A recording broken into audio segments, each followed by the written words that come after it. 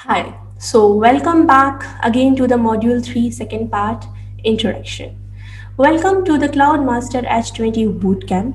This module will give you a deep level understanding of general architecture to organize and manage data in the cloud. So obviously we are going to learn what is the need of architecturing or organizing the data or managing the data. Okay. After the end of the session, you prepared for specialized modules like Azure Administrator, AWS SysOps, GCP Engineer. These are the kind of follow-up modules that you would be prepared after the end of the session, right?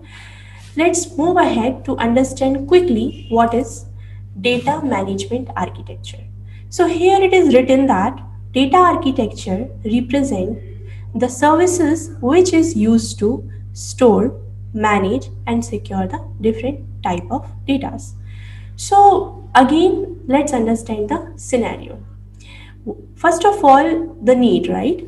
What is the need to store? What is the need to manage? And finally, what is the need of the security of the data, right? Wherever I have data, whenever I have data, and either I am managing or managed by the third party, it's okay, but security is very much required. Okay, so let's say I will give you one example, not according to me, but Google itself says that data is gold or its value is more than the gold, because if you are losing your data, if you are losing your account details, if you are losing your kind of data that you cannot share by other company, it can finish you. Gold and all you can purchase again, money you can get back, right? So let's understand the data classifications. There are three types of data: confidential, public and read-only. Why I'm saying confidential, there are some kind of data that you cannot even share with anyone. Public, like if I'm sharing my name. Read only, maybe publicly people can read the data, but they cannot edit, they cannot delete, they cannot do any other thing in that data. So here I can give you one example. Whenever you transact the money from PhonePay, Google Pay, wherever, whenever, from Paytm, or you are doing the account transactions, account transfers, many things, you always get a message there. The particular money has been deducted from the particular account, but they never show you the complete account number on the message. It's just kind of mask some number, initial some numbers are kind of mask or encrypted with stars, asterisks, and your name, they represent fully that particular data is being deducted, particular money is being deducted from the account of Aditi or whatever the name. So here, if I'm saying confidential, so my account number and my account information is a confidential data.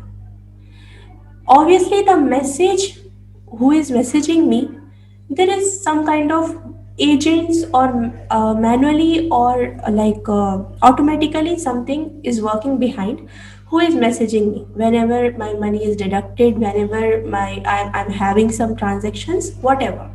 So obviously there is a very need, actually there is a need actually to hide the particular account number and account detail from that agents as well, isn't it? So because they are hiding my number, because they are hiding my account number, masking that, or I can say encrypting that, that is confidential data.